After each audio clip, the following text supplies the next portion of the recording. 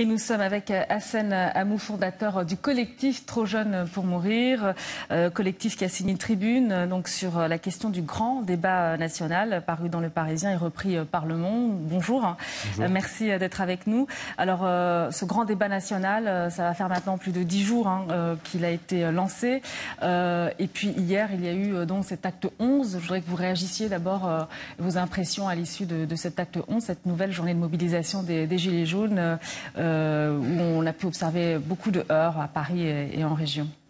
Je pense qu'il a été marqué par le dramatique incident de monsieur Jérôme Rodriguez, qui a été hospitalisé, et que personne ne peut se réjouir de ce qui s'est passé compte tenu déjà des nombreuses manifestations qu'il y a eu avec tout son lot de blessés et des incidents qui ont pu survenir à l'occasion de ces manifestations.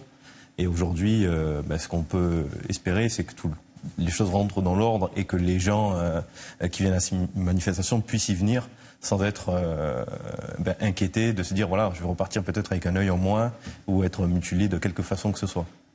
Juste, on parle de répression aujourd'hui policière. C'est un mot qui revient de plus en plus au fil des semaines depuis le début du mouvement des Gilets jaunes, il y a plus de 2 mois maintenant. Vous en pensez quoi ? Je pense qu'il y a une réalité, c'est que un certain nombre de policiers réagissent par la force aux manifestations. La vérité, c'est que moi, je n'ai pas envie de faire le jeu, en tout cas, d'un côté ou de l'autre, en disant, voilà, on sait très bien qu'il y a eu des incidents du côté des manifestants et des casseurs qui ont infiltré les Gilets jaunes. En l'occurrence, M. Rodriguez était l'un des plus pacifistes des manifestants. Et c'est malheureux ce qui lui est arrivé, parce que ça ne doit pas arriver et qu'on ne peut pas se satisfaire de la situation et de tels événements.